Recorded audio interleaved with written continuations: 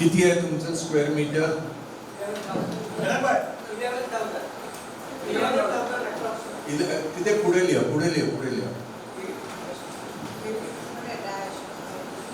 11,000 square meter.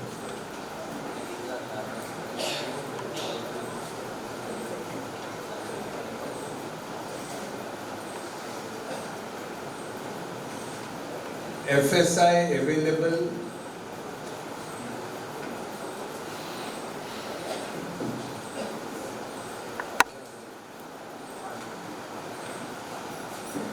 Two.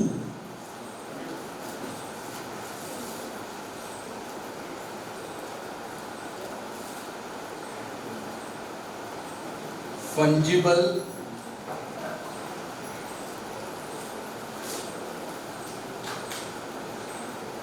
35%.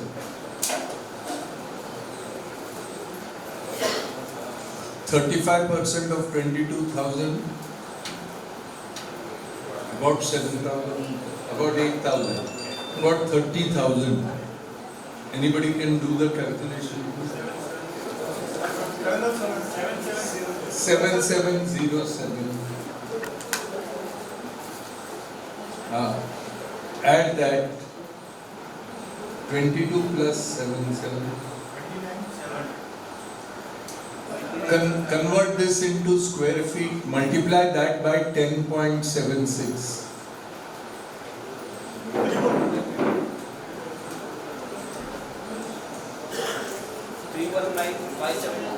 319,572.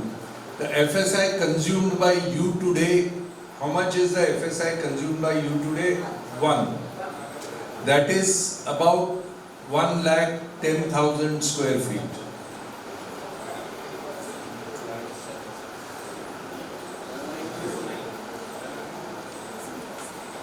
So that is remaining. Now on that 1,10,000 square feet, assume that we will give 50%. These are assumptions. 50% to you. So 55,000 square feet added to that. 2095. 2095. No, minus that.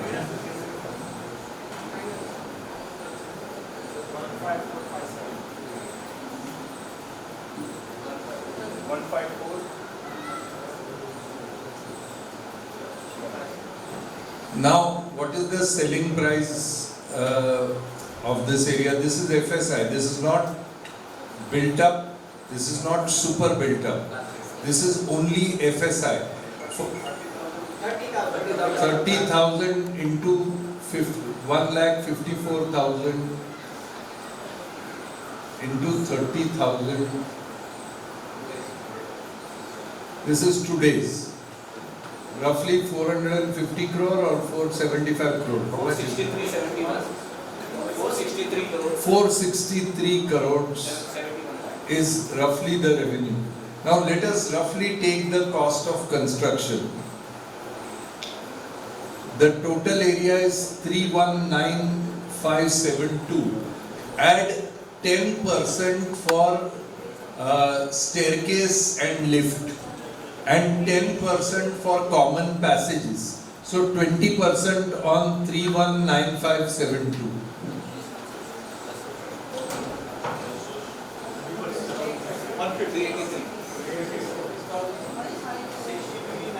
20%.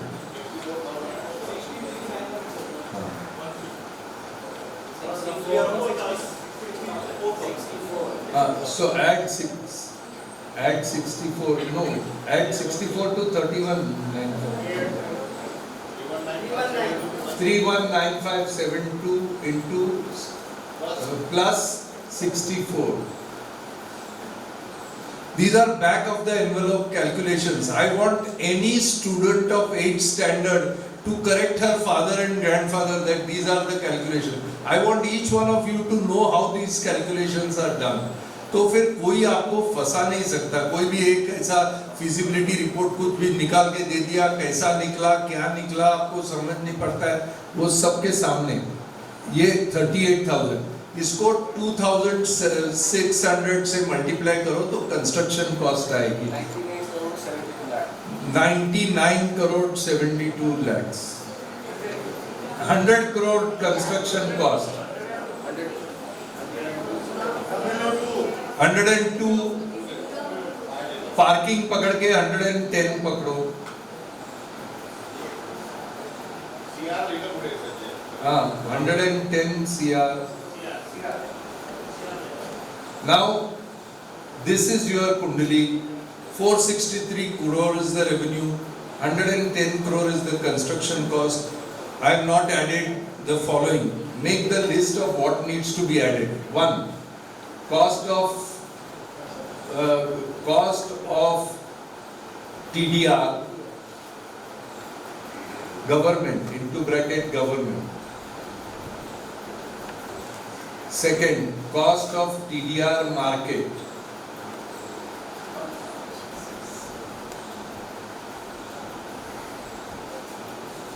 Third, cost of fungible.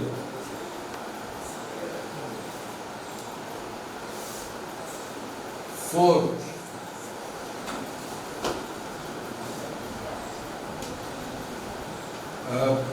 cost of premium for staircase and lobbies.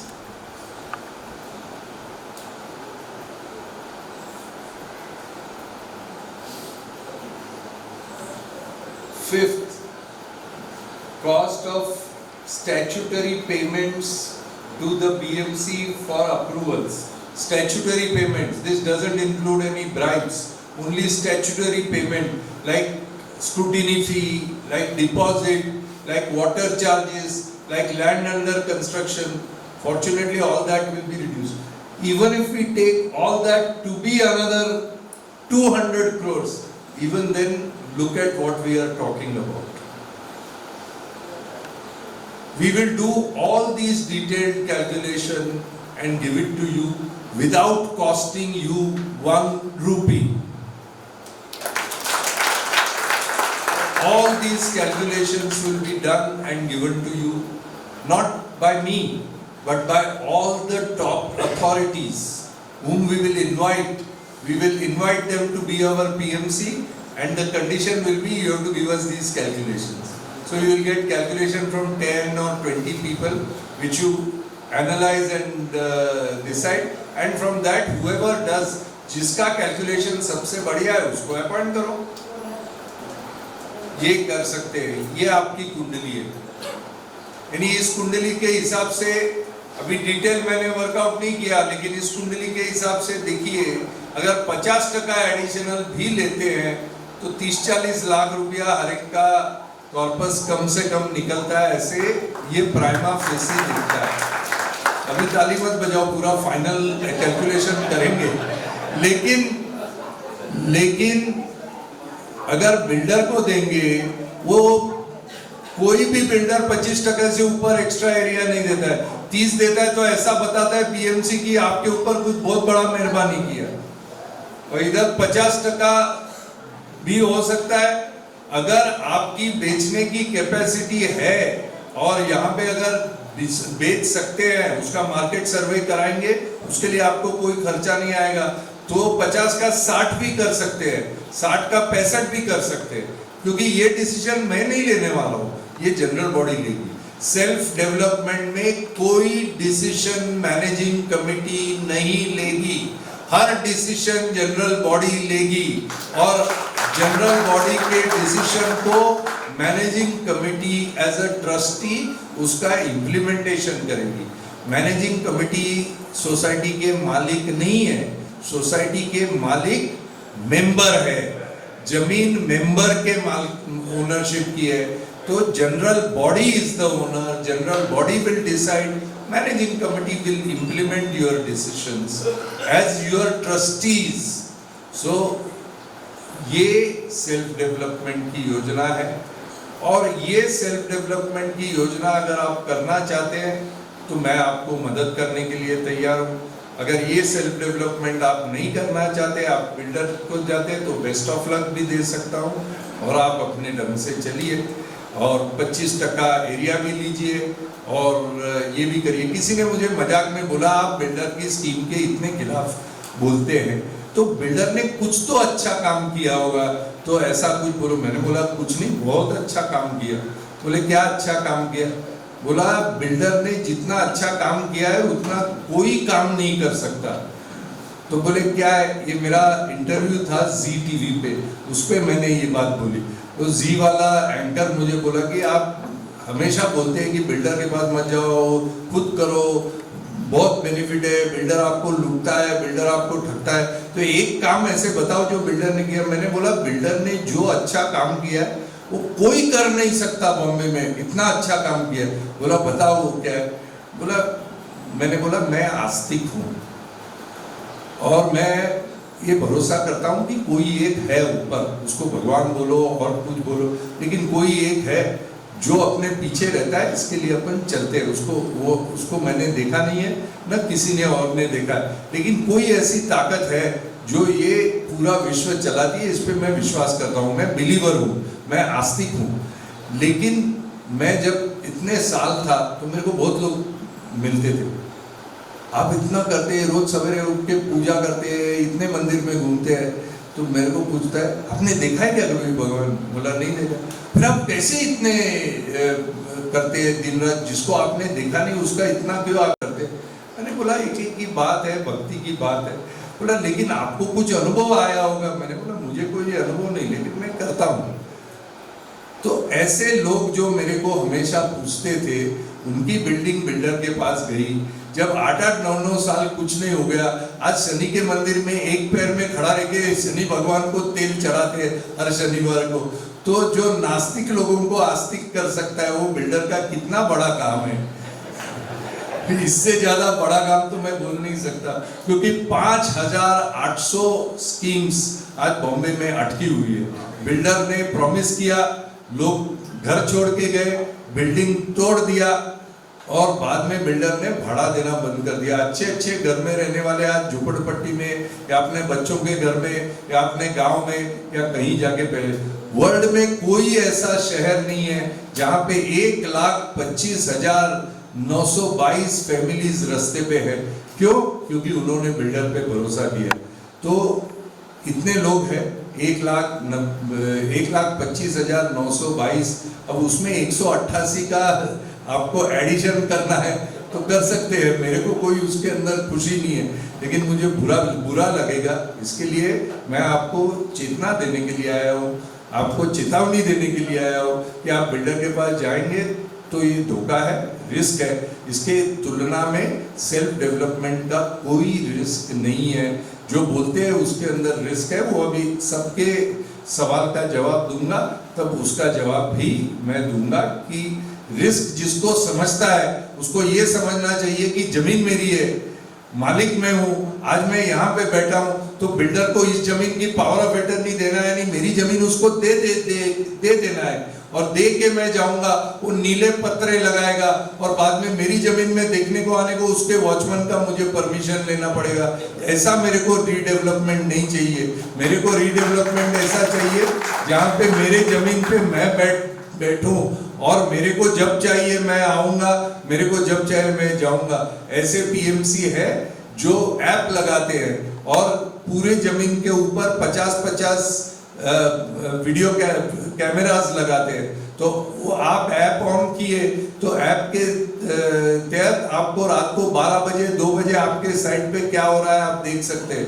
और अगर 24 घंटा rewind भी करना है, rewind करके भी आपके जमीन में कौन आया कौन गया वो भी आप देख सकते हैं। ये फैसिलिटी मैं चाहता हूँ कि इसमें कोई रिस्क नहीं है। जो बिल्डर के यहाँ तो अंदर क्या चल रहा है ये बाहर वाले को, जो मालिक है उसको भी देखने को वॉचमैन नहीं देता। और बिल्डर को मिलने का तो छोड़ो, उसके वॉचमैन को मिलने के लिए भी तकलीफ होती है। ऐसा रीडेवलपमेंट नहीं करना चाहिए और सेल्फ रीडेवलपमेंट में आपको जाना चाहिए, ऐसे मुझे लगता है। अभी should I take the questions? अभी मैं क्वेश्चंस पे आता हूँ। इसमें से काफी तो मैंने जवाब दिया. We hear that there is a lot of under the table charges to be paid to the BMC. आप अपने घर पे रहने वाले हो, अगर अंडर द टेबल तो आपको देना नहीं है, क्योंकि आप जनरल बॉडी में रिजॉल्व नहीं करेंगे तो अंडर द टेबल दिया नहीं जाएगा. और अगर आपके परमिशन आएंगे तो आप बिल्डिंग बनाने के लिए परमिशन दो, अगर परमिशन नहीं आए तो मत देना, आपको क्या तकलीफ है. कोई अंडर द टेबल देने की जरूरत नहीं पड़ती है. We believe that consider high value involved in dealing and many external agency, we absolutely need a team of committed people from society members to supervise and manage the project. It is also assumed that taking this kind of responsibility will also mean taking personal risks. Could you please elaborate on what extent of legal liabilities to the managing team? Legal liabilities will be nil. There are no legal liabilities on the team managing the managing team of the society. Every decision is taken by the general body, and general body is finally responsible. Managing team is not responsible. There are no legal liabilities to the managing team. Whatever the development is done by the society, not by the managing team. Will funding either by MDCC or NBFC be available even to pay costs associated with getting approval, or do they have to give only construction finance? No, whatever costs that are required to be for the approval will be paid to the liaison person on getting approvals. We will set milestones. You bring this approval, take this money, and that money will be given directly from the bank to the person. It will not come to the society at all. So you will be spared the great effort to remove your pen and bring the checkbook and sign. It will all be done by RTGS, so you don't have to even sign the check. To that extent, it goes straight from the bank to that person on getting the permission.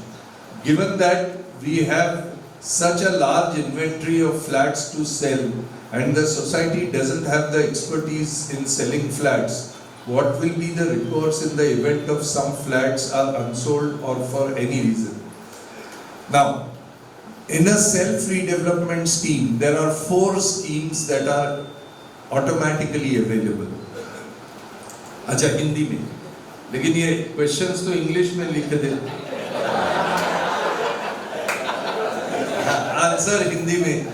चलो, ये English में question पढ़ेंगे तो उसका answer Hindi में देता हूँ. तो इसमें ये बोला गया है कि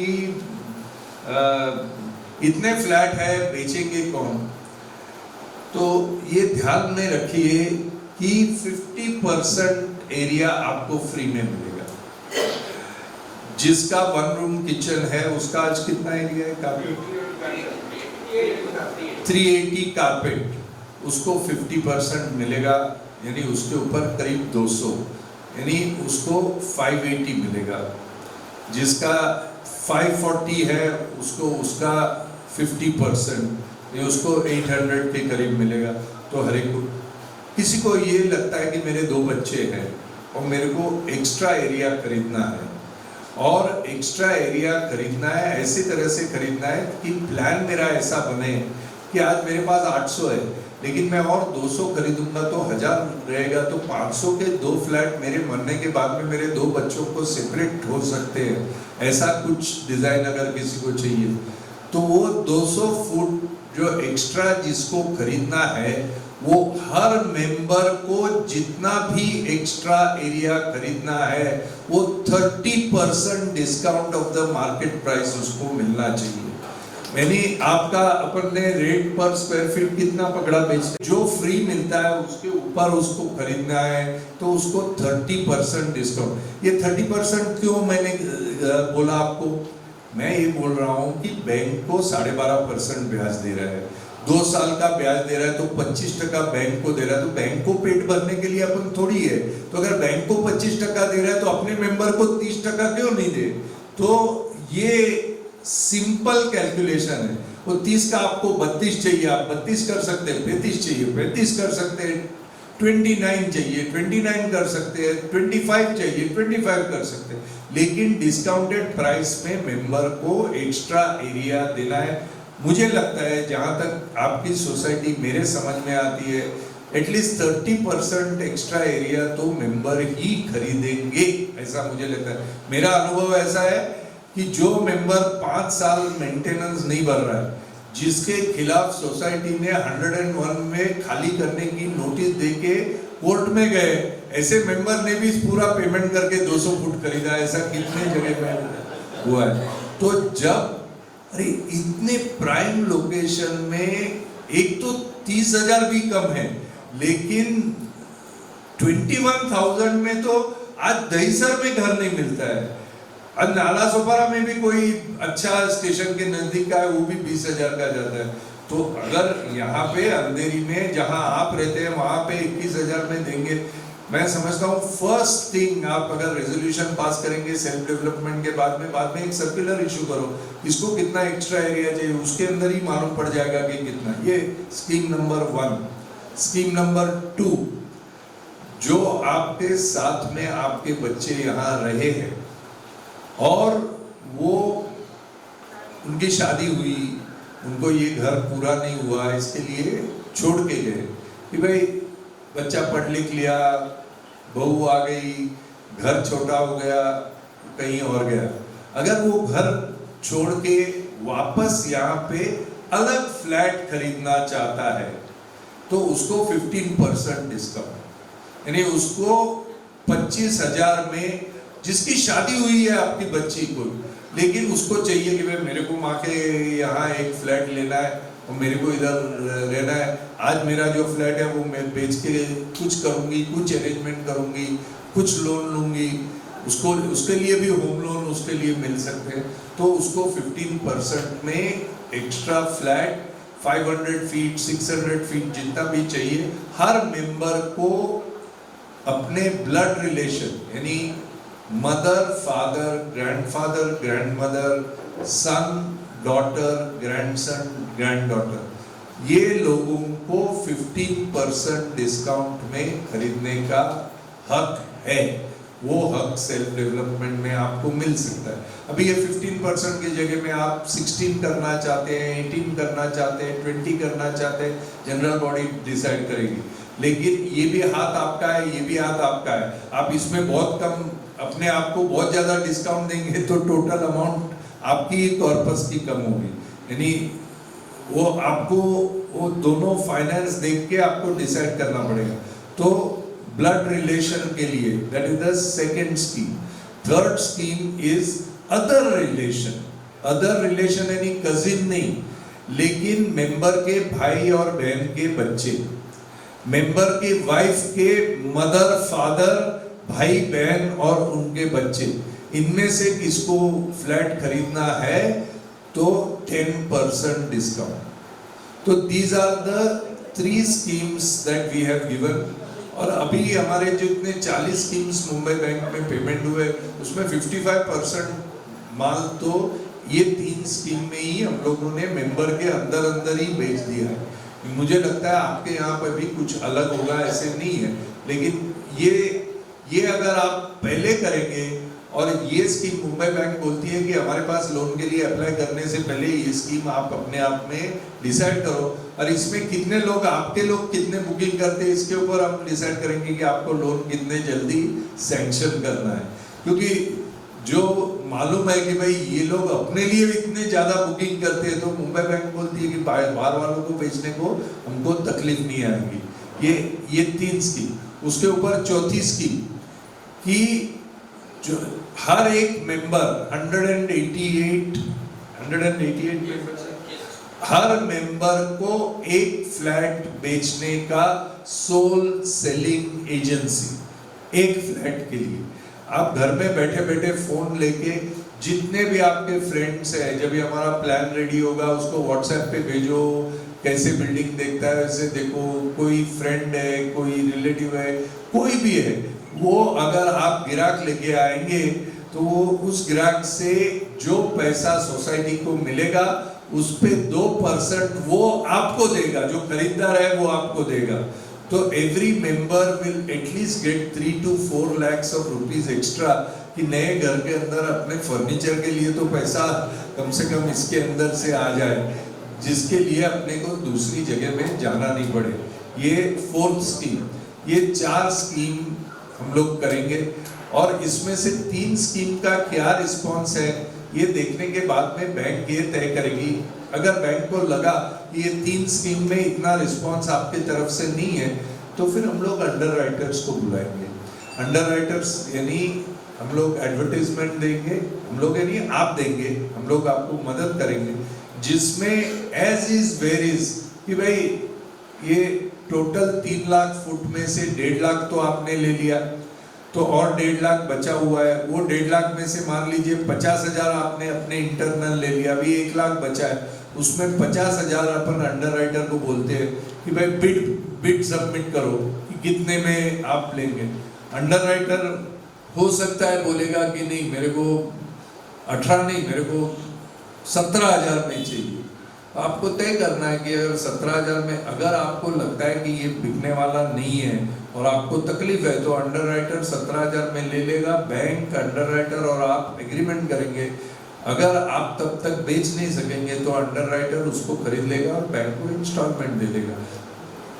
अंडर राइटर का मीनिंग जो कंपनी के पास परदेश से 1% 1.5% में पैसा आता है और वो उस पैसे से आपका फ्लैट खरीद के रख देता है और जब उसको लगता है कि वो बेच सकता है, जब बेच के उसका मुनाफा कमाता है। ऐसे बड़ी बड़ी कंपनियां हैं जो 5,000 करोड़ 10,000 करोड़ 25,000 करोड़ हर साल इन्वेस्ट करके, जैसे उदाहरण आपको कोई कंपनी का नाम चाहिए, ब्लैकस्टोन नाम की बड़ी अंडरराइटिंग कंपनी है जो 25,000 करोड़ लेके बैठी हुई है।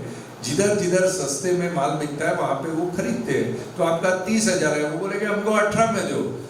आपको डिसाइड करना है, अगर आपको लगता है कि हमारा बिक नहीं रहा है तो 18 में बेचेंगे।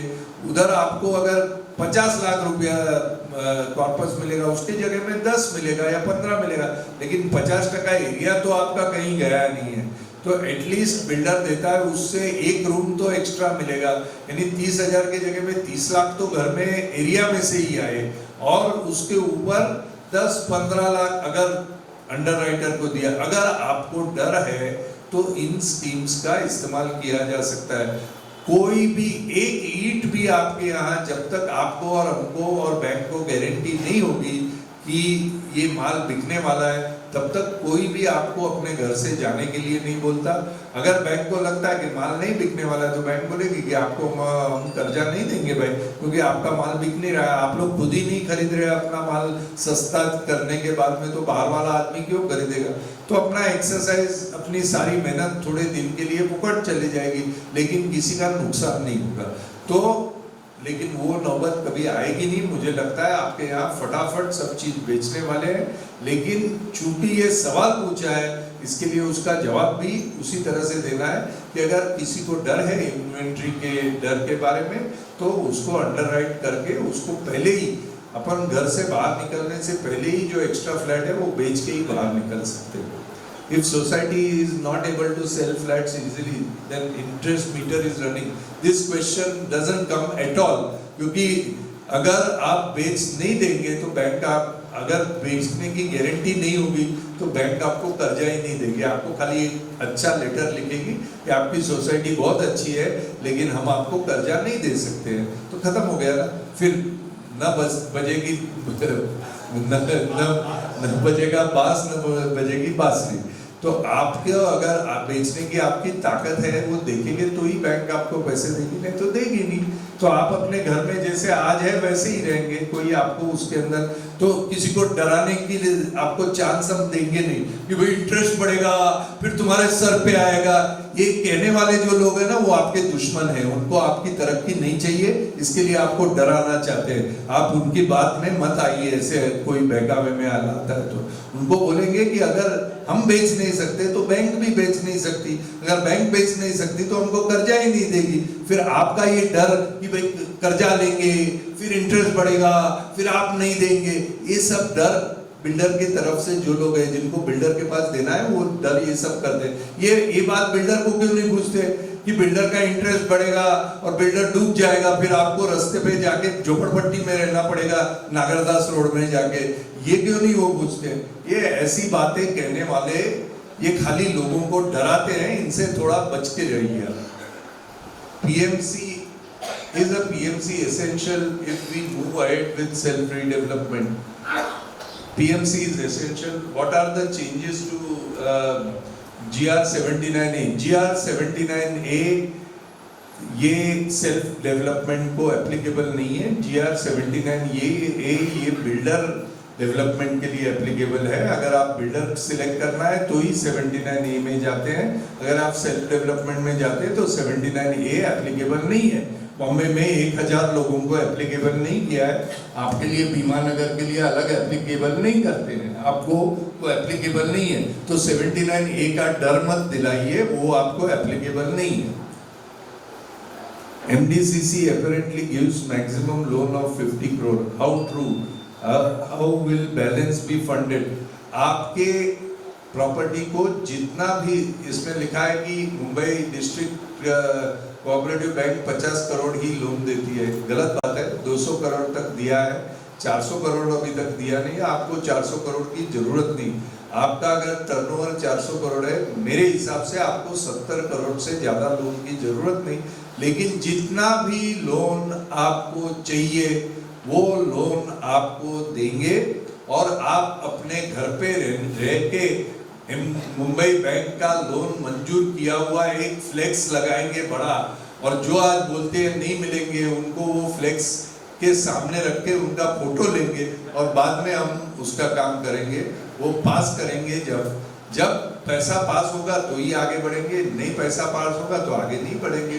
तो ये सब 50 करोड़ और ये वो तो हर बैंक का एक नॉर्मल लिमिट होता है 50 करोड़ का, लेकिन बैंक के बोर्ड को अधिकार है वो 200 करोड़ तक बढ़ाने का।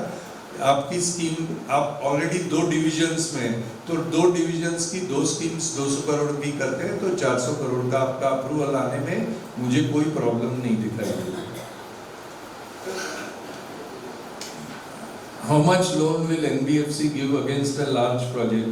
NBFC will give any amount of loan against large projects, and NBFC से अगर कर्जा लेंगे तो वो कितना लोन देंगे वो बोल रहे हैं। तो वो लोन अगर आपको 100 करोड़ चाहिए तो NBFC से 100 करोड़ मिल जाएगा। मुंबई बैंक का 12.5% में होगा, NBFC 14% तक मिल सकता है।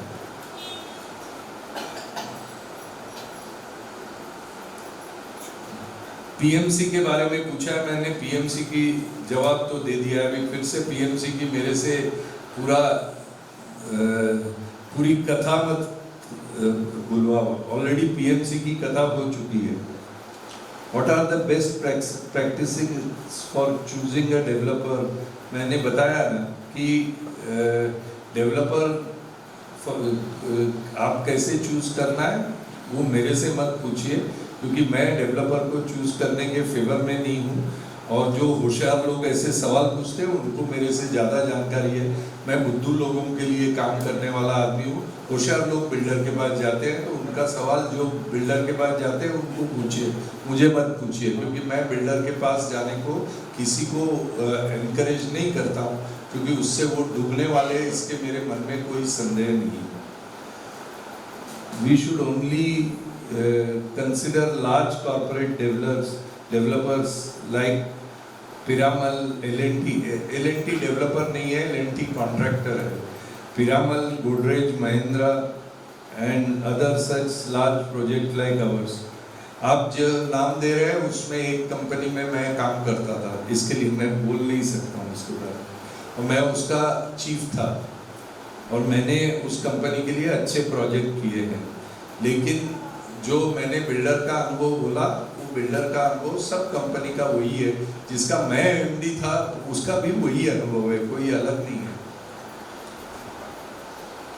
What are possible risks and pitfalls in such redevelopment project?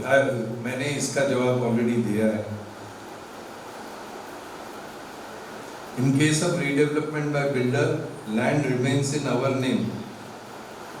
गलत बात है। ये जो भी सवाल पूछते हैं उनको कुछ जानकारी नहीं है, अच्छा सॉरी, उनको बहुत ज़्यादा जानकारी है कि बोलते हैं कि जमीन, कोई बिल्डर के प्रोजेक्ट में जमीन सोसाइटी के नाम पे नहीं रहती, क्योंकि पावर ऑफ अटर्नी बिल्डर को देना होता है। इसका मतलब जमीन आप उसको बेच देते हैं, तो झूठ बोलते हैं जो भी बोलते हैं। सेल्फ डेवलपमेंट में जमीन आपके नाम पे ही रहती है, गलत बोल रहे हैं जो भी बोल रहे हैं, इनके बहकावे में मत आइए। Prerequisite of self-redevelopment decision. What if majority of members are not in favor? अगर 50% फेवर में है तो सेल्फ रीडेवलपमेंट कर सकते हैं, मेजॉरिटी मेंबर का कोई प्रॉब्लम नहीं है। अगर 50% मेंबर्स जनरल बॉडी में आते हैं तो सेल्फ डेवलपमेंट कर सकते हैं, जो नहीं आते उनको आना पड़ेगा, क्योंकि general body is the final authority. Pros and cons of self development route तो बात हो गई है। Role of associate member in redevelopment decision, associate member हो, घर के मेंबर हो, सबका सेल्फ डेवलपमेंट में सहभाग लेना चाहिए, ऐसे मुझे लगता है। Sick bedridden members role, sick and bedridden members can give, वो कंसेंट दे सकते हैं। Members residing outside the society can participate in the vote, बिल्कुल जो सोसाइटी के बाहर रहते हैं या फॉरेन में रहते हैं उनको कुरियर सर्विस से कंसेंट लेटर उनको भेज के उनका साइन मंगाया जा सकता है, 1 हफ्ते से ज़्यादा नहीं लगता। स्टेटस ऑफ डिस्प्यूटेड फ्लैट्स, जो डिस्प्यूटेड फ्लैट है उसका डिस्प्यूट सेटल कर सकते हैं, लेकिन उसमें दोनों डिस्प्यूटेड पार्टी से 2 या 3 हो, सबसे सेल्फ डेवलपमेंट का कंसेंट लेना चाहिए कि हमारा आपस में डिस्प्यूट है लेकिन सेल्फ डेवलपमेंट को हम लोग सपोर्ट करते हैं। तो ये उसका स्टैंडर्ड प्रोसेस है, सब जगह में वही होता है। Taxation part on corpus paid to individuals society, corpus चाहे बिल्डर ने दिया हो या सेल्फ डेवलपमेंट में दिया हो, एक ही है। तो अगर बिल्डर या सेल्फ डेवलपमेंट को सिलेक्ट करने के लिए कॉर्पस का क्या होता है वो सोचना नहीं है। अगर बिल्डर से कॉर्पस मिलता है उसका क्या होगा, वही सेल्फ डेवलपमेंट में कॉर्पस मिला तो उसका वही होता है, कुछ अलग नहीं होता है। What happens to the existing reserves of society since they will merge with new members of the redeveloped society? अगर आप चाहते हैं तो सोसाइटी मेंबर्स को original members and new members ऐसे 2 कैटेगरी में करो, और ओरिजिनल मेंबर का जो पैसा है वो ओरिजिनल मेंबर के वेलफेयर के लिए रखो, न्यू मेंबर का जो पैसा है वो न्यू मेंबर के लिए रखो। Delay in completion of project by the appointed contractor, course of action, contractor को जब तक परमिशन है और पैसे हैं तो डिले होने का कोई सवाल नहीं पैदा होता। और कॉन्ट्रैक्टर अगर L&T जैसा है तो वो आप पैसे नहीं भी दे तो वो कंप्लीट करेंगे, बाद में आपसे इंटरेस्ट लेंगे, क्योंकि उनको उनकी इज्जत का ज़्यादा ख्याल होता है, और आप अगर पैसे नहीं भी दे तो वो उसके लिए रुकेंगे नहीं। As per provisions of RERA, how the project will be registered and by whom, वो आपके तरफ से ऑनलाइन रजिस्ट्रेशन होता है, society will register. Since society is not having any brand value when compared with the reputed developer, reputed developer तो चोर है, उनकी ब्रांड वैल्यू चोरी की है। सोसाइटी की ब्रांड वैल्यू रेप्यूटेड डेवलपर से बहुत ज़्यादा है, क्योंकि आज अंधेरी में आप DN नगर में जाके बड़े बड़े डेवलपर का नाम लीजिए, आपको पत्थर मारेंगे लोग, तो उनकी रेपुटेशन से आपकी सोसाइटी की रेपुटेशन बहुत ज़्यादा अच्छी है। तो आप उसके लिए फिक्र मत करो कि बिल्डर से हमारी कम है। और आप अगर अच्छे CB रिचर्ड एलिस या कुशमन वेकफील्ड या नाइट फ्रैंक को अपना PMC अपॉइंट करते हैं तो आपको उनकी ब्रांड वैल्यू भी आपके पास आती है। या आप L&T जैसे कंपनी को अपॉइंट करते हैं, कोई बिल्डर L&T को अपॉइंट नहीं करता। आप अगर L&T जैसी कंपनी से कंस्ट्रक्शन लेते हैं या सैमसंग से लेते हैं तो आपकी ब्रांड वैल्यू किसी भी बिल्डर से ज़्यादा होती है। What happens if the inventory remains unsold? इनको अनसोल्ड इन्वेंट्री की बहुत बड़ी है जो ये सवाल पूछते हैं। मुझे नहीं लगता है उसके लिए आपको फिक्र करना है।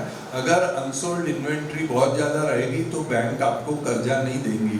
बैंक के पास 3000 एम्प्लॉइज़ है, बैंक जब भी आपको कर्जा देती है तो अपने एम्प्लॉयज को भी पूछती है कि अगर बहुत सस्ते में आ गया, अगर 18,000 में मिलते हैं तो आप लोग लेंगे क्या ये फ्लैट। जब उनके पास 100 लोग तैयार होते हैं कि भाई अगर 18,000 में आते हैं तो लेते, तब आपको वो लोन देते हैं, क्योंकि आपका अगर नहीं बिकता है तो अपने एम्प्लॉय को देके वो उनका घर यहाँ यहीं पे लगा देते हैं। तो उसके लिए अगर बैंक ने अप्रूव किया, इसका मतलब समझ लो उनको भी तसल्ली है कि ये बेचने वाले हैं। Accountability on the part of the managing committee. Managing committee is not supposed to take any decision. कोई भी decision managing committee नहीं लेगी, सब decision जनरल बॉडी लेगी। इसके लिए हर डिसीजन के लिए जिम्मेदार जनरल बॉडी होगी, क्योंकि जनरल बॉडी डिसीजन लेती है और मैनेजिंग कमेटी के ऊपर कोई डिसीजन लेने का जिम्मा नहीं होता। मैनेजिंग कमेटी सिर्फ जनरल बॉडी के डिसीजन का इम्प्लीमेंटेशन करेगी। Whether approval of registrar is necessary before going ahead for redevelopment. Registrar को आप इन्फॉर्म करना है आपके जनरल बॉडी की मीटिंग का, वो नहीं आए तो उसको सीडी भेजना है और वो उसको ओके कर देगा। What are the steps involved in redevelopment? वो तो बोल दिया है। What is the role of managing committee? वो भी बोल दिया है। Whether there should be separate subcommittees for redevelopment.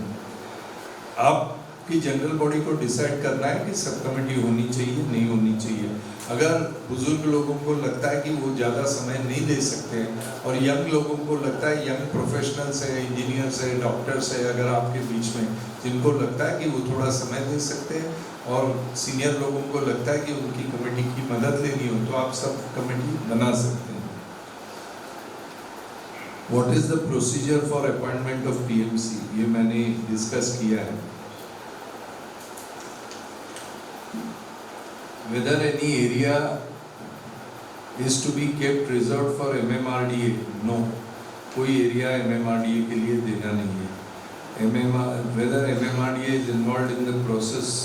No, MMRDA का आपकी redevelopment में कोई संबंध नहीं है। Is it advisable to measure the flat carpet area by independent architect before and after redevelopment? Independent architect नहीं, जो आर्किटेक्ट आप अपॉइंट करते हैं वो सब मेजरमेंट करता है। Whether it is advisable to have own lawyer, structural engineer, architect? Yes, you have to have your structural engineer, lawyer and an architect. Who is competent authority for redressal of disputes arising amongst members related to redevelopment? Competent authority is the general body, and if general body cannot solve the issue, then they can appoint any arbitrator as the competent authority. What is the remedy available if a member who does not want redevelopment and who cannot afford steeply high maintenance? इसका जवाब सीधा है, आप आज जितना maintenance भरते हैं, अगर आपको वो परवड़ता नहीं है तो आपको कॉर्पस इतना मिलेगा जिसकी ब्याज में से आपका मेंटेनेंस दिया जाएगा। तो आपके जेब से अगर निकलेगा नहीं तो अफोर्ड करने का सवाल क्या पैदा होता है। जितना कॉर्पस होता है उसको बैंक में रखो, उसके ब्याज में से मेंटेनेंस भरो, तो अफोर्ड ना करने का सवाल ही नहीं पैदा होता है। अगर कोई किसी को ऐसा लगता है कि मैं अफोर्ड नहीं कर सकता हूँ तो बाकी के लोगों को 50% ज़्यादा मिल रहा है, उसको 30% ही लेना चाहिए, ज़्यादा 20% के अगेंस्ट कॉर्पस लेना चाहिए, तो थोड़ा 10 लाख और कॉर्पस उसको मिलेगा तो उसको मेंटेनेंस का कोई दिक्कत नहीं होगी। थोड़ा एरिया कम लेना मांगता है, एरिया भी ज़्यादा मांगता है और मेंटेनेंस भी अफोर्ड नहीं कर सकता है, दोनों भी नहीं हो सकता है। या तो एरिया ज़्यादा लो या फिर मेंटेनेंस, आपको एरिया ज़्यादा भी चाहिए और मेंटेनेंस भी कम चाहिए, ऐसा नहीं हो सकता है, तो मेंटेनेंस कॉर्पस में से निकले। Assuming there are no committed people available to supervise the project at this, is it advisable to consider? You don't require any committed people, Mr. Natarajan. It is not necessary to have any committed people. This scheme is for ordinary people, not for committed people. I advise simple people. We don't require committed people. Even if you are not committed, even if you give enough time once in 15 days for the general body, that is more than enough. You don't require more commitment than that. For NBFC funding, NBFC का crisis है, आप फिक्र मत करो, Mumbai bank आपको fund करेगी, आप NBFC के पास जाने की जरूरत नहीं। For developer led redevelopment. वो डेवलपर रीडेवलपमेंट का जवाब मैं नहीं देता हूँ, क्योंकि मुझे डेवलपर के रीडेवलपमेंट से सख्त नफरत है। Margin money plus bank charges in percentage for sanction, percentage for shares bot if the loan is from cooperative bank. Cooperative bank के लोन का 2% के शेयर्स मिलते हैं और अपना काम होने के बाद में वो 2% अपने को वापस मिलता है। Maximum loan available, whatever is required, जितना लोन लगेगा उतना मिलेगा। Liability to managing committee and members nil. Kiran Bhagwate, in case member wants to sell his or her rights in property in lieu of money, is that possible and who is the buyer? अगर किसी को अपना flat बेचना है तो वो आज ही बेच सकते हैं। सोसाइटी किसी के फ्लैट की जिम्मेदारी नहीं लेगी। अगर बेच के जाना है तो आप बेच के जा सकते हैं, सोसाइटी नए आदमी के नाम पे ट्रांसफर करेगी। अगर आप बेच नहीं सकते तो सोसाइटी आपकी जिम्मेदारी नहीं लेगी।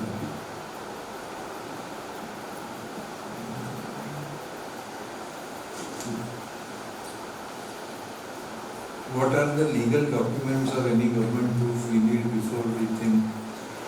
Legal documents कोई आपका जितने भी legal documents आपके पास हैं, like property card, like land records, that are enough. In self-development, we will need big fund for construction, house rent. उसका मैंने उसका जवाब दे दिया है. How much time will take for construction? Depends on how many floors you go up. Generally it is 10 days per floor. What about GST and stamp duty? GST and stamp duty as applicable will be there. It will be there in the builder scheme. It will be there in the self-development scheme. If flat owner wants to purchase extra flat for his children, then what will be the benefit? इसका जवाब भी मैंने दिया हुआ है.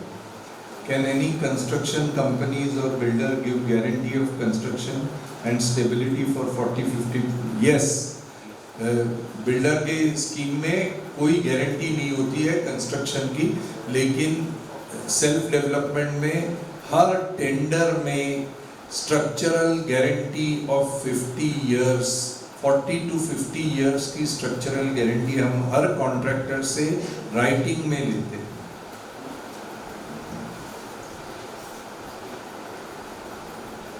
If self-development after sale of extra flat profit comes, then how the profit will be shared amongst members? General body तय करेगी कि प्रॉफिट कैसे शेयर करना है, वो मैं नहीं तय करूँगा, आपको तय करना है कि इतना पैसा आ गया है, हम लोग कैसे उसको बांटेंगे। In self-development, we will require many members' personal attention while the work is going. No. We don't require any members' personal attention. We require a good professional agency to pay personal attention on our behalf.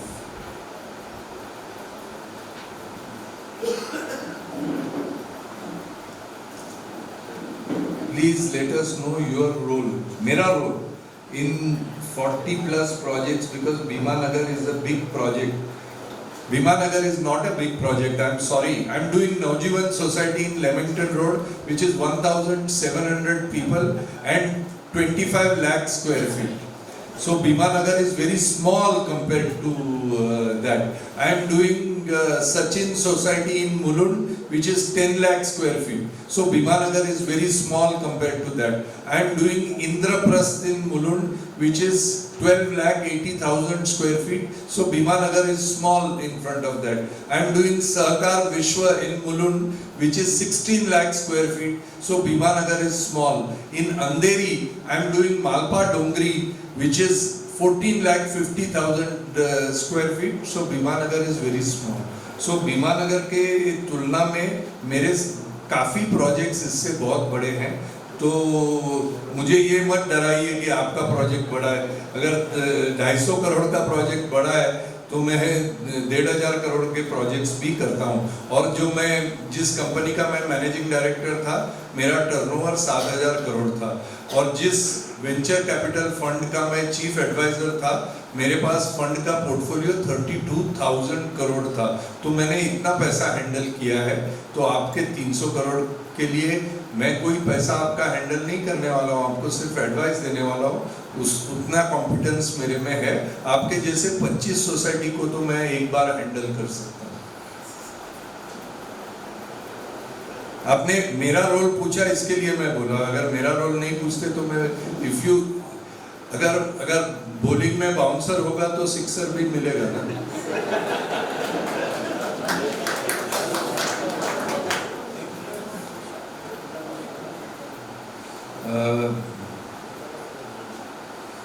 There are two ways to approach. One, self-development, to this thing. इसका मैंने सब बात कर ली है. How much margin money is required? There is no margin money required. What about mortgage? There is no mortgage. Maharera aspect. I have discussed Maharera.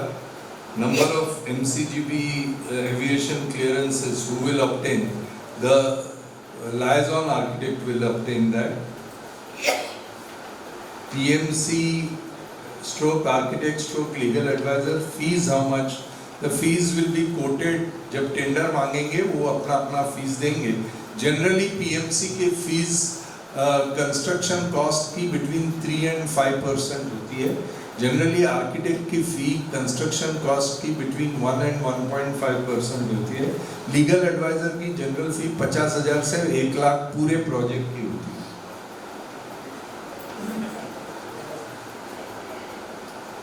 What is the plan to sell additional area? बात हो गई है.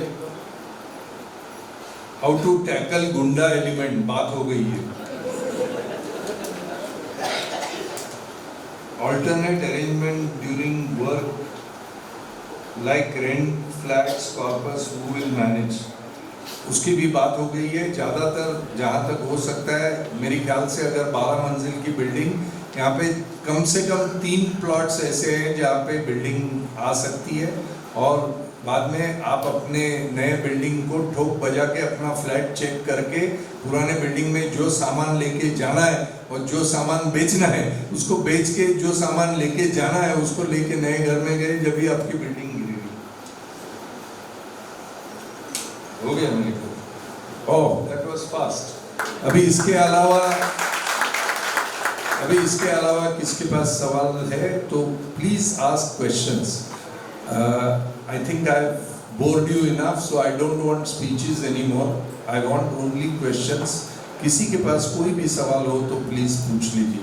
ये सारे सवालों का मैंने जवाब दिया, और कोई सवाल हो तो पूछ लीजिए. मालपा डोंगरी number 3.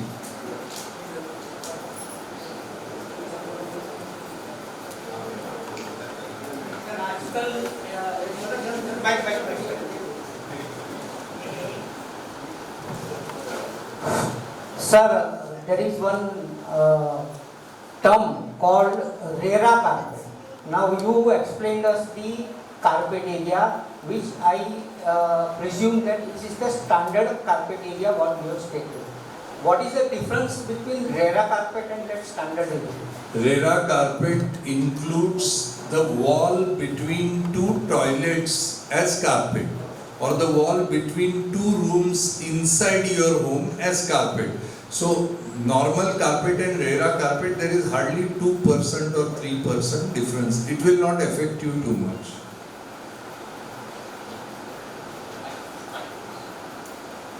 What is feasibility report? Feasibility report is this, what I have given you. For this you will end up spending 30, 40, 50,000 rupees because you are a very intelligent Bhimanagar people. Otherwise I would have given it 10 times every day on the board. Sir, Who's that? I don't know whether हे विमाननगरसाठी applicable आहे का, पण एक दुसऱ्या सोसायटीच्या ह्याने मी विचारते की सिंकिंग फंड त्या सोसायटीमध्ये आहे आणि त्याचा काय रोल असतो when सेल्फ रिडेव्हलपमेंट होते. सिंकिंग फंड हा इमारतीची डागडुजी करण्यासाठी ठेवलेला निधी असतो. रिडेव्हलपमेंट करत असताना ते पैसे तुमच्या कॉर्पसमध्ये जोडू शकतात किंवा तुम्ही जर ठरवलं तर ते सर्व मेंबर्समध्ये वाटून देता येतात. त्याचा काही रिडेव्हलपमेंटशी तसा काही संबंध नाही. तुम्हाला तो ठेवायचा असेल ठेवता येईल. दर 2 वर्षांनी किंवा 3 वर्षांनी बिल्डिंगला सुंदर चकचकीत रंगरंगोटी करण्यासाठी त्याचा वापर करता येईल. ती सोसायटी म्हणजे जिथे आम्ही तिथे they are also considering development, तर ते सिंकिंग फंडच्या मुद्द्यावरून करा म्हणजे म्हणून मला त्यांना माझ्याकडे पाठवा, मी लगेच ठीक करून देईन.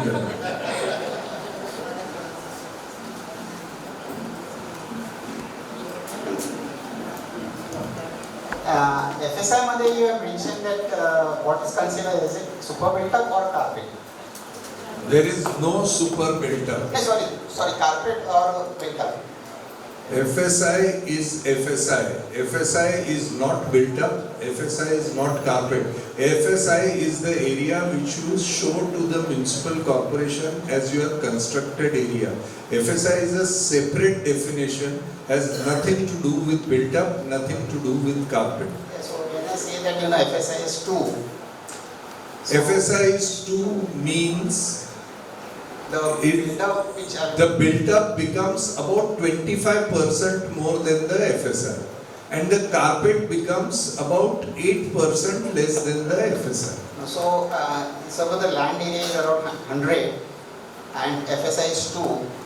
So 200 is So the 200 is what? Is it carpet or the built up? 200 is the FSI.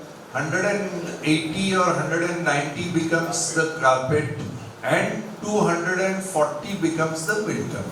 Okay, so 190 will be the, so it is more or less like a carpet, less than carpet. No.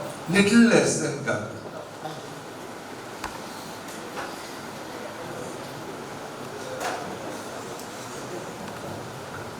Hello. Sir.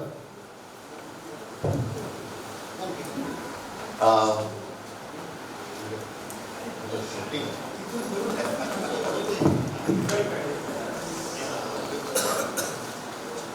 मी काही questions दिले होते, त्याच्यामध्ये एक जो पहिला प्रश्न होता तो तुम्ही घेतला रिगार्डिंग युअर रोल, आणि त्या संदर्भात तुम्ही एक्सप्लेनेशन दिलं. ॲक्च्युली तो प्रश्न किंवा तो पर्टिक्युलर जो रोल हा शब्द होता त्याच्यामध्ये विचारण्याचा हेतू सिंपल होता की PMC हा एक प्रकार आहे, तर तुम्ही जी हेल्प करताय तुम्ही आधीच एक्सप्लेन केलं की what ever help you will require or other any society will require, तुम्ही फ्री ॲडवाईस देता.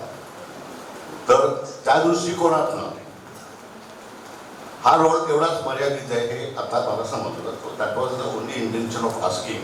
देर वॉज नो ॲडिशनल हुशारी or intelligence in that. Thank you, thank you.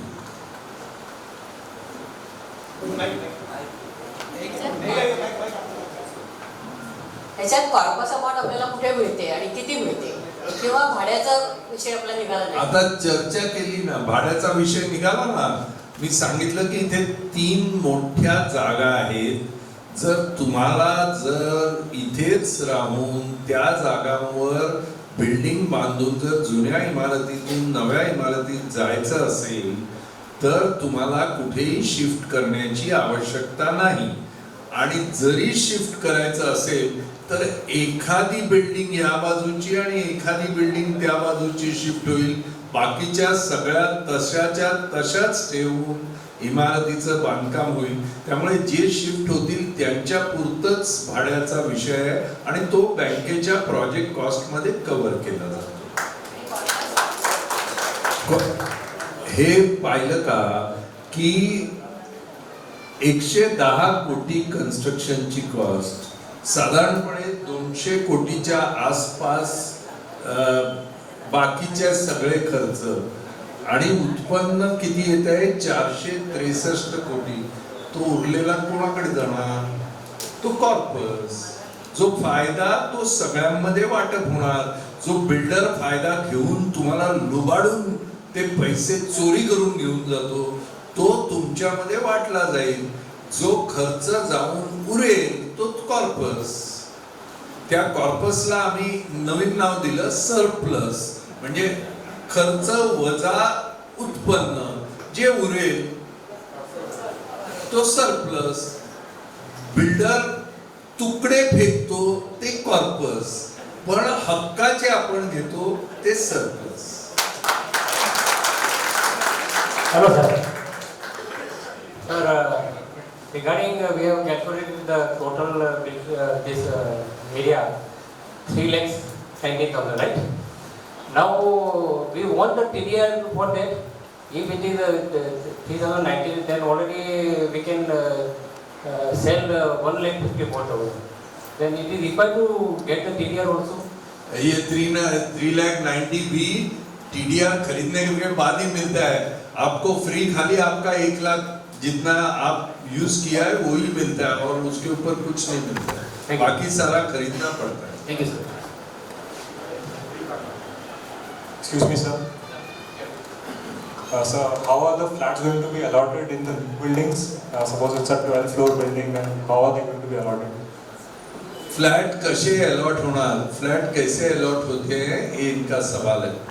वो फ्लैट अलॉट कैसे होते हैं वो आपको तय करना है, लेकिन ज्यादातर कैसे अलॉट होते हैं वो मैं बता सकता हूँ. जो ग्राउंड फ्लोर में है, मतलब जो नीचे वाले जमीन को टचिंग है उनको नए बिल्डिंग में जमीन से क्लोजेस्ट फ्लैट मिलना चाहिए. यानी ग्राउंड फर्स्ट और सेकंड शायद पार्किंग के लिए जाएगा, तो थर्ड फ्लोर जो आज ग्राउंड में है उनको थर्ड जाएगा. वो थर्ड में पूरा नहीं होगा तो आज ग्राउंड में कुछ लोग होंगे वो फोर्थ में जाएंगे. फिर फर्स्ट फ्लोर पे है वो फिफ्थ और सिक्स्थ में जाएंगे. फिर सेकंड फ्लोर में है वो सेवेंथ और एट्थ में जाएंगे. फिर थर्ड फ्लोर में है. ऐसा जनरली करते हैं. यानी जो नीचे है उनको नए फ्लैट में भी नीचे से नीचे का पार्किंग छोड़ के जो दिया जाता है, और जैसे जैसे आप ऊपर के फ्लैट में रहते हैं वैसे वैसे आपको नए बिल्डिंग में ऊपर के फ्लैट में देना है. फिर आप बेचने वाले फ्लैट आपको ऊपर के बेचना है कि नीचे के बेचना है, कि हर फ्लोर में एक फ्लैट बेचने का और बाकी के रखना है. ये सब डिस्कशन आगे वाली बात है. वो हर चीज का डिस्कशन करेंगे और हर चीज का जवाब भी मिलेगा, हर चीज का हल भी निकालेंगे. लेकिन वो आप एक बार डिसीजन लेंगे कि आपको सेल्फ डेवलपमेंट के में जाना कि नहीं जाना है, उसके बाद में ये सारी बात है.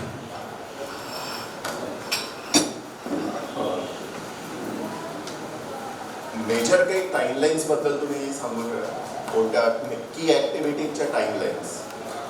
की ऍक्टिव्हिटीच्या टाइमलाईन जनरल बॉडीची SGM ची मीटिंग घेऊन सेल्फ डेव्हलपमेंटचा ठराव करणं पहिलं. त्यानंतर 1 महिन्यामध्ये कोणत्या मेंबरला अधिक एरिया पाहिजे, कोणत्या मेंबरला अधिक फ्लॅट्स पाहिजे त्याची यादी. त्यानंतर 1 महिन्यामध्ये PMC ची अपॉइंटमेंट आणि फिजिबिलिटी रिपोर्टचं फायनलायझेशन. त्यानंतर 1 महिन्यामध्ये मुंबई बँकेकडून कर्जाचं अप्रूव्हल, आणि त्यानंतर प्लॅन अप्रूव्हलला आता नवीन मुख्यमंत्र्यांनी जे अनाऊन्स केलं त्याच्याप्रमाणे 2 ते 2.5 महिने लागणार. आणि त्यानंतर बांधकामाचे 2 वर्ष, टोटल 2.5 ते 3 वर्षामध्ये. म्हणजे आणि हे सर्व तुम्ही तुमच्या घरात राहत असताना, नवीन घर झाल्यानंतर जुन्या घरातून नवीन घरात जाऊन नवीन घर पाडायचे, अशा पद्धतीने करता येईल. सर, मला प्रश्न आहे की ती टेम्पररी अरेंजमेंट होणार ना, म्हणजे 2 बिल्डिंग बांधणार त्याच्यात टेम्पररी अरेंजमेंट? नाही, टेम्पररी नाही. ज्या 2 बिल्डिंगी आहेत त्या परमनंटच बांधल्या जातील. तुम्ही शिफ्ट केलं, सर्व बिल्डिंगी तोडून गार्डन आणि पोडियम होणार फक्त. आणि अख्खच्या अख्खं जो प्लॉट आहे तो जे 12 मजली किंवा 14 मजली बिल्डिंगी तुमच्या एका बाजूला 2 आणि दुसऱ्या बाजूला 2 बिल्डिंगी, त्याच्यात सर्व मेंबर्स आणि विक्रीचे अकोमोडेट होणार. बाकीचं सगळं पोडियम आणि गार्डन, पार्किंग आणि फ्लॅट्स. पण त्याच्यात शिफ्ट झाल्यावर ते शिफ्ट परमनंट तोच फ्लॅट आपला, तोच फ्लॅट तुमचा आधीच अलॉटमेंट करून त्याच्यात ज्या फ्लॅटमध्ये तुम्ही कायमचे शिफ्ट होणार त्याच्यातच तुम्ही शिफ्ट होणार. टेम्पररी वगैरे काही नाही. ओके, आणि सेल्फ डेव्हलपमेंटची प्रोसेस चालू असताना सभासदांना स्वतःच्या खिशातलं काही टाकावं लागणार नाही. काहीही टाकावं लागणार नाही. Okay, thank you. Sir, GST is reduced by 12% to 5%. So what will be impact on this construction cost? There is no impact on the construction cost. That is only for the buyer. He had to pay 12%, now he has to pay 5%. There is no impact on construction cost. Thank you.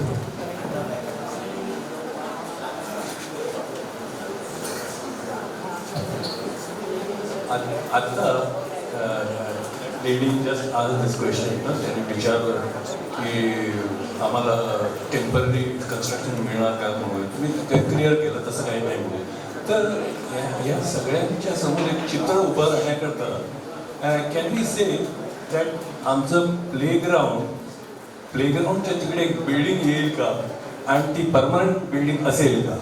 क्वाड्रँगल जिकडे आमचं आहे lawn आहे क्वाड्रँगल तिकडे क्वाड्रँगल आणि जे बिल्डिंगच्या मागची जागा 3 ठिकाणी बिल्डिंगी येऊ शकतात. याच्या व्यतिरिक्त आणखी 2 ठिकाण आहेत, ते मला एक्झामिन करावं लागेल. पण 3 तर 100% नक्की. कारण का मग प्लेग्राऊंडचं एरिया मोठी आहे त्याच्या खालोखाल क्वाड्रँगलची आहे आणि त्याच्या खालोखाल जे बिल्डिंगच्या मागे जागा आहे तिकडे म्हणजे एक मोठी बिल्डिंग, एक मीडियम बिल्डिंग, एक त्याच्यापेक्षा लहान बिल्डिंग असं होऊ शकतं असं. Okay, thank you.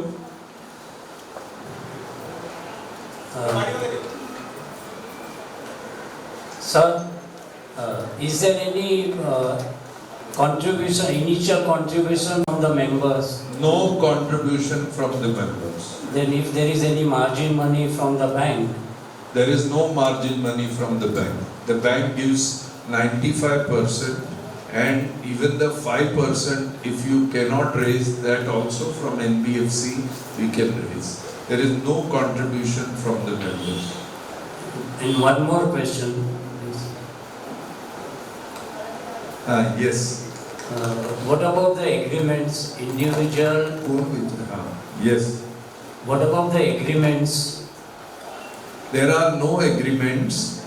There is only general body resolutions and individual undertaking of self redevelopment which member will give to the society. That's all. But whenever somebody is buying extra area, that time that agreement has to be made.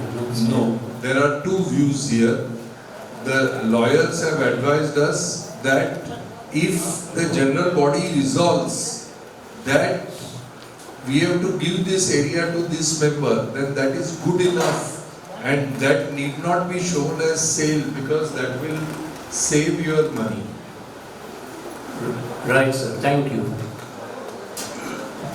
मला 2-3 प्रश्न विचारायचे आहेत. त्याचा पहिला प्रश्न जे तुम्ही सांगितलं की तुम्ही तुमची जागा रिकामी न करता आपण इथे 2 किंवा 3 बिल्डिंग टॉवर्स बांधू शकतो. ह्याच्यामध्ये एक प्रॅक्टिकल डिफिकल्टी अशी आहे की इथे राहत असताना जेव्हा कन्स्ट्रक्शन होणार तर इथल्या सगळ्या सभासदांना त्याच्यामध्ये त्रास भयंकर होणार. धुळीचा म्हणा किंवा येणारे तुमचे ट्रक्स हे ते सगळ्या ह्याचा 2 वर्ष जो काय कन्स्ट्रक्शन पिरियड लागणार ह्याचा त्रास होणार. नंबर 1. दुसरा प्रश्न असा आहे की मुंबई डिस्ट्रिक्ट बँकेची जी लोन पॉलिसी आहे त्या लोन पॉलिसीमध्ये त्यांनी म्हटलेलं आहे की आम्ही 15% मार्जिन घेऊन बाकीचे देणार आणि त्यामध्ये मॉर्गेज करायला लागते जागा. तर ही मॉर्गेज करायला लागते हे कोण करणार? अख्खी जागा मॉर्गेज करायची का फक्त सेलेबल एरिया मॉर्गेज करायची का काय? आणि तिसरा प्रश्न असा आहे की जे एक्झिस्टिंग मेंबर्स आहेत ज्यांनी ऑलरेडी हाऊसिंग लोन कुठून तरी घेतलेला आहे तर त्यांचं स्टेटस त्यावेळेला काय होणार? कारण जे सुपर स्ट्रक्चर सपोज डिमॉलिश झालं ज्याच्या समोर काही लक्षात आलं तुमच्या एक्झिस्टिंग मेंबर्स आम्ही आता जितके सोसायट्या केलेल्या आहेत त्याच्यात एक्झिस्टिंग मेंबर्सनी घेतलेल्या आहे. काहीही त्यांच्या स्टेटसचा फरक पडत नाही. सध्या त्यांनी ज्यांच्याकडून कर्ज घेतलंय त्यांना फक्त एक लेटर द्यायचं की आमची बिल्डिंग रिडेव्हलपमेंटला जाते, पण तुमच्या EMIs मध्ये फरक पडणार नाही. बँकेला तेवढं पुरे. त्यामुळे अजूनपर्यंत स्टेट बँकेकडे आम्ही डील केलेलं आहे, बँक ऑफ बरोडाकडे डील केलेलं आहे, सर्व बँकेकडे ज्यांनी कर्ज दिलेलं आहे त्यांनी कोणतीही अडचण रिडेव्हलपमेंटला आणलेली नाही. ज्यांनी त्यांचे फ्लॅट मॉर्गेज केलेले त्यांचे फ्लॅट बँकेकडे मॉर्गेजच राहतील, कारण मुंबई बँकेला त्यांचे फ्लॅट मॉर्गेजची आवश्यकता नाही. हे नंबर 1. दुसरं तुम्ही काय आणखी प्रश्न विचारला? MDCC ला जी प्रॉपर्टी मॉर्गेज करायला लागते लोन जे देणार त्याच्यासमोर MDCC ला प्रॉपर्टी मॉर्गेज फक्त सेलेबल एरिया, आणि सुरुवातीला सेलेबल एरिया तयार नसतो म्हणून जमीन, पण ज्या वेळेला सेलेबल एरिया तयार होईल त्यावेळेला ते मॉर्गेज जमिनीवर ट्रान्सफर होतं, आपलं जमिनीवरून सेलेबल एरियावर ट्रान्सफर होतं. तर त्यांच्या पॉलिसी प्रमाणे त्यांच्या पॉलिस्या जवळपास 47 वेळा बदललेल्या आहेत, आणि तुमच्याकडे जी पॉलिसी आहे माझ्या अंदाजानं 2.5 वर्षापूर्वीची नाही. माझ्यामध्ये आता लेटेस्ट जी काय त्यांची नाही, लेटेस्ट पॉलिसी गेल्या 2.5 वर्षात छापलेली नाही. त्यामुळे तुमच्याकडे जी आहे ती जुनी आहे, आणि दर महिन्याला एक त्यांची बोर्ड मीटिंग होते, आणि दर महिन्याला मी एक काहीतरी अमेंडमेंट देतो, आणि दर महिन्याला ते मंजूर करतात, आणि मंजूर केलेले सर्व amendments, the policy to be read along with the amendments suggested in board meeting असं त्यांनी ठराव केलेला आहे. त्यामुळे तुम्ही जोपर्यंत ते 80-90 अमेंडमेंट्स वाचत नाही तोपर्यंत पॉलिसी तुमच्या लक्षात येईल. अच्छा, मी जी क्वेश्चनर दिली होती त्यामध्ये माझा एक प्रश्न होता, असोसिएट मेंबरचा रोल काय असणार आहे? असोसिएट मेंबर आता ज्या मॉडेल बायलॉज जे आले त्याच्याप्रमाणे त्यांनी डेफिनेशनच बदलली असोसिएट मेंबरची. आता जुने आपली ही सोसायटी 50 वर्ष जुनी आहे, तर त्याच्यामध्ये पूर्वीच्या गाईडलाईन्स प्रमाणे 100 रुपयाची फी भरून ज्यांनी असोसिएट मेंबरशिप घेतलेली आहे, आणि नव्या बायलॉज प्रमाणे आता त्या प्रॉपर्टीमध्ये जोपर्यंत त्याचा फायनान्शियल राईट एखाद्या व्यक्तीचा येत नाही तोपर्यंत ती व्यक्ती असोसिएट मेंबर म्हणून ॲडमिट होत नाही. दुसरं असं आहे की असोसिएट मेंबर डिसिजन घेऊ शकत नाही, कारण त्याला वोटिंग राईट्स नाही. तर ज्यांच्या घरी अशी, आता जसं माझ्या घरचं मी उदाहरण सांगतो, माझे वडील बेड रिडन असल्यामुळे ते कुठच्याही मीटिंग्स किंवा काही अटेंड करू शकत नाही. सो त्या केसमध्ये जर का मला डिसिजन मेकिंग पॉवर नसेल आणि ते इथे येऊ शकत नसतील मीटिंग अटेंड करायला, तर त्या केसमध्ये आपण काय करू शकतो? त्याला काय नाही, त्यांच्या घरी जाऊन त्यांची सही घेता येईल. Even for appointment of PMC? हो, सगळ्या कोणत्याही करता त्यांची सही त्यांच्या घरी जाऊन घेता येईल. म्हणजे असे जेवढे मेंबर्स असतील त्यांच्या करता ते करावं लागेल. त्यामुळे त्याच्यामुळे काही सेल्फ डेव्हलपमेंटला कुठेही अडथळा येणार, सेल्फ बिल्डर हे आपण नंतर कुठेही येणारच नाही. पण म्हणजे काही बिल्डरला 79A लागू आहे, सेल्फ डेव्हलपमेंटला लागू नाही. बिल्डरला त्यांच्या सह्या घेता येणार नाही, ते स्वतः आल्याशिवाय, आणि सेल्फ डेव्हलपमेंटला 79A लागू नसल्यामुळे घरी जाऊन त्यांची सही घेणं शक्य आहे. त्यामुळे बिल्डरला ते लागू नाही. मग त्या केसमध्ये काय करायला लागतं? नाही, बिल्डरकडे जायचं नाही त्या केसमध्ये, एवढाच प्रश्न. जायचं किंवा नाही जायचं हा पुढचा प्रश्न आहे. पुढचा प्रश्न house has already decided I think. त्यामुळे ठीक आहे, तुम्ही बसा ना, तुमच्या प्रश्नांची उत्तरं मिळाली.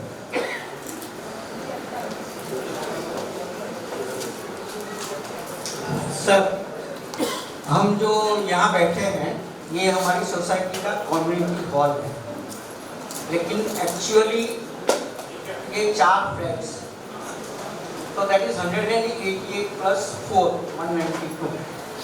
जो रीडेवलपमेंट पॉलिसी है, जहाँ तक मैं जानता हूँ, शायद मैं गलत हो सकता हूँ, उसमें 3% या 4% of the total area 2% free of FSI gymnasium या हेल्थ क्लब या उसके लिए मिलता है 2%. तो ये 4 फ्लैट्स मतलब हम सोसाइटी के हिसाब से अपने ही लिए बेच सकते हैं, नहीं रहते। That you will have to decide. जो भी सरप्लस एरिया है वो आपका ही है, कोई बाहर वाला थोड़ी आके करता है। तो आप इसका रखिए या और रखिए, आपको जितना भी आपके घर छोड़ के एफएसआई मिलता है वो आपका ही है, सोसाइटी का है। आप कोई भी एरिया बेच सकते हैं, आपको कोई प्रॉब्लम नहीं है।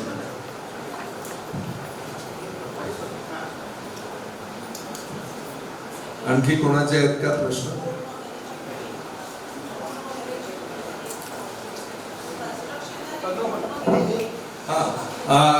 कन्स्ट्रक्शनला धूळ वगैरे होईल त्याचं काय? हे बघा, जर आपल्या बिल्डिंगीच्या शेजारी, आपल्या कंपाऊंड मध्ये नाही, आपल्या बिल्डिंगीच्या शेजारी कंपाऊंड वॉलच्या पलीकडे कन्स्ट्रक्शन झालं तर ते आपण थांबवू शकतो का? त्याच्यामध्ये धूळ आपल्या घरी येणार नाही का? येणार.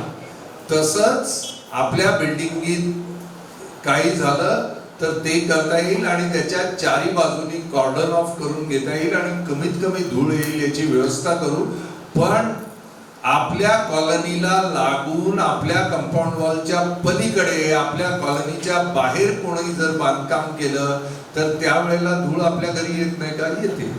त्याच पद्धतीनं आपल्या कॉलनीमध्ये, आणि ज्यांना कोणाला इंडिव्हिज्युअली इथल्या घरात राहायचं नसेल आणि भाड्यानं जायचं असेल त्यांना भाडं दिलं जाईल आणि त्यांच्या कॉर्पसमध्ये ते मायनस केलं जाईल. त्यांनी सांगायचं आम्हाला नाही राहायचंय, त्यांना भाडं घ्यायचं आणि त्यांचा तेवढा कॉर्पस कमी होईल. रेस्क्यू एरिया आणि एव्हिएशन लिमिट काय? रेस्क्यू एरिया आणि एव्हिएशन लिमिट रेस्क्यू एरिया किंवा कंपल्सरी ठेवावा लागतो. हो, ठेवावा लागतो. त्याचा इम्पॅक्ट एफएसआय वर वगैरे काही नाही, काही एफएसआय शी त्याचा काही संबंध नाही. आणि एव्हिएशन लिमिट, एव्हिएशन लिमिट मध्ये हाईट तुम्हाला जितकी अवेलेबल आहे तेवढी मिळेल. Sir, my question is like that. It's such a big project.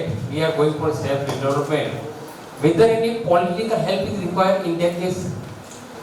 कोई पॉलिटिकल हेल्प की जरूरत नहीं है. हम सब पॉलिटिकल पार्टी को बुलाएंगे और बोलेंगे ये काम आपके वजह से ही हुआ है और उनको हार करेंगे, हार पहनाएंगे सबको. जो शिवसेना वाला है उसने अपने लीडर को बुलाने का, तभी हम लोग बोलेंगे कि आपकी पार्टी के वजह से ही हमारा हुआ है. जो बीजेपी वाला है वो उसके लीडर को लाएगा, हम बोलेंगे आपके वजह से ही हुआ है. जो कांग्रेस वाला है वो उसके लीडर को लाएगा. जो जितने भी पार्टी वाले हैं सबको लाएंगे, सबको हम बोलेंगे कि आपकी वजह से ही हुआ है. हमको क्या है, हमको, मुझे तो क्रेडिट नहीं चाहिए ना आपको चाहिए. जिसको पॉलिटिशियन लोगों को क्रेडिट चाहिए सबको क्रेडिट दे देंगे, हमको कोई प्रॉब्लम नहीं है. उनको हार चाहिए, अपन बहुत फूल पे खर्चा करेंगे, उनको रोज हार पहनाएंगे.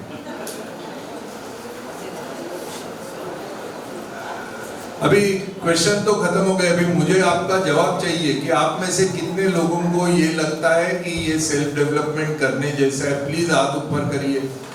अरे कैमरा फिरवा, हाथ ऊपर करिए सब लोग,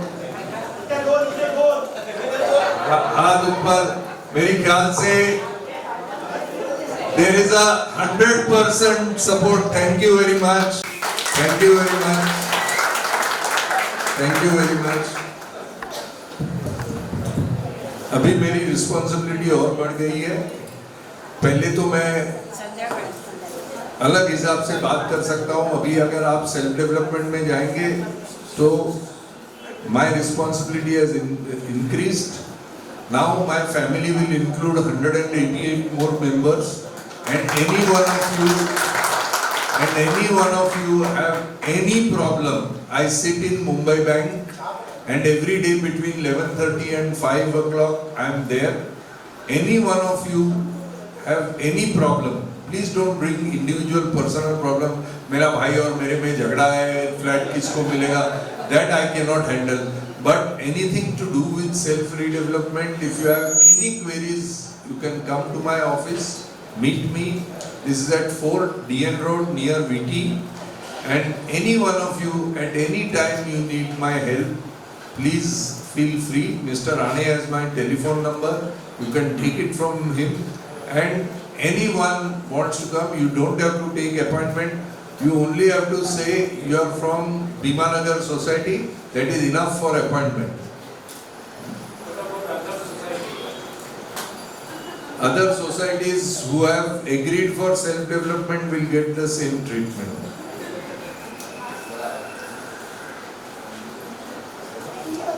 Thank you very much.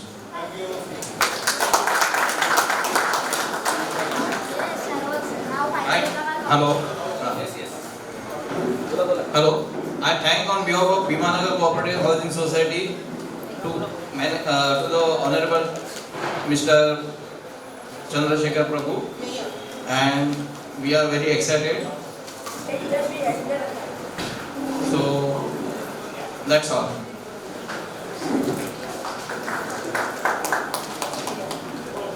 First of all thank सबसे पहले मैं शुक्रगुजार हूँ ये जो मैनेजिंग कमेटी है जिन्होंने हमें मौका दिया कि ये सेमिनार ऑर्गेनाइज करने का और ये कम्युनिटी हॉल जो हमें अवेलेबल करके दिया उनका। दूसरा अनमोल पाटारे, राम ओगले जिन्होंने सारी जिम्मेदारी ली जो रिकॉर्डिंग, वीडियो शूटिंग और कैटरिंग की, और डॉक्टर सिरसेकर जो हमारे पीछे हर समय खड़े रहे, उनका मैं शुक्रगुजार हूँ। और तीसरा आप सबका, क्योंकि आप सबने जो हमें सहयोग दिया, खास करके भीमानगर महिला शक्ति जो कि मिसेस सोनल शिनोय है, मेरी वाइफ सीमा राणे है, गौरी पाटारे है, शिल्पा राणे है, दक्षा शाह है, इसका मुझे नाम कल तक पता नहीं था। आज मेरे ख्याल से मैं 60% लोगों का नाम जानता हूँ। Thanks a lot for everything. Thanks lot mister Prabhu. Do you know one thing? He has studied in abroad also, Indian business school in Harvard and Oxford. Straight away came from US. Rajiv Gandhi called him and offered him a seat of member of Legislative Assembly in Opera. Such a big personality. If you would have thought, वो बहुत कुछ कर सकते थे, लेकिन उन्होंने वो नहीं किया। उन्होंने अपने को इस हाउसिंग प्रोजेक्ट मूवमेंट में खुद को झोंक दिया, और वो जो आज सोच रहे हैं वो सोशल एंड नोबल कॉज की वजह से। वो ना किसी से 1 रुपया चार्ज करते हैं, उनका एक ही है कि आप मुझे बुलाओ, मैं आऊँगा, आपका हर प्रॉब्लम सॉल्व करूँगा, और आपके पीछे मैं बड़ा भाई जैसे खड़ा रहूँगा। That is more important I think so. लेकिन बेच के मत जाइए। अगर आपको कोई सलाह देता है कि नहीं हम दूसरी तरह से हम डेवलप करेंगे या ये करेंगे वो करेंगे, please don't do that, don't support such people. We all are with you. Thank you. हाँ, यहाँ इस कार्यक्रम का जो भी रिकॉर्डिंग हुआ है अभी 2-2.5 घंटे का, वो सारे का सारा हम आपको अवेलेबल कर देंगे, और इसका पूरा रिकॉर्ड आप सभी के पास रहेगा। YouTube पे भी हम डाल देंगे, और इसकी सारी रिस्पॉन्सिबिलिटी हम अनमोल पाटारे पर दे देते हैं। Thank you Anmol, thank you for your support. Thank you.